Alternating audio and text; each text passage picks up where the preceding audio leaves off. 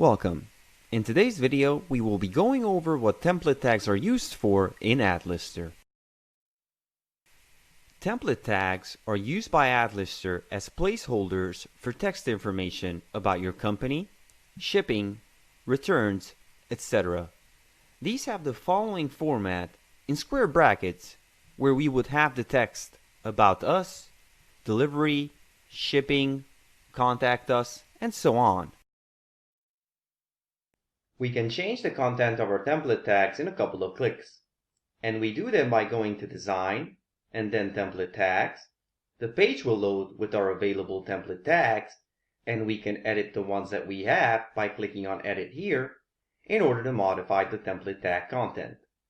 Once the page opens, you can change the name of your template and the tag that it has, edit the tag text, and on the bottom we can either save or delete. In order for the changes to take effect on our products, we need to revise our existing products within the description option, meaning we will be going to the products page and edit a specific product. And in that product's description, we will click the Insert Tag or Campaign button.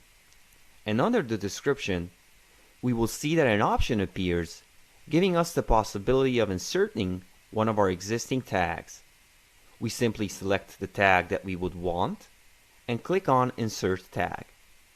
And that's how you add a tag to your product's description. You have the option of creating new template tags, but they will not automatically show up on your design. If you want extra tags to be included in your listings page, please contact us through the links and contact number in the description below. That about covers template tags. And if you're interested in all the other features AdLister has to offer, visit our website from the links below. And also, don't forget to like the video if you found it useful, and subscribe to our channel if you want to stay up to date with future videos. Thank you for watching.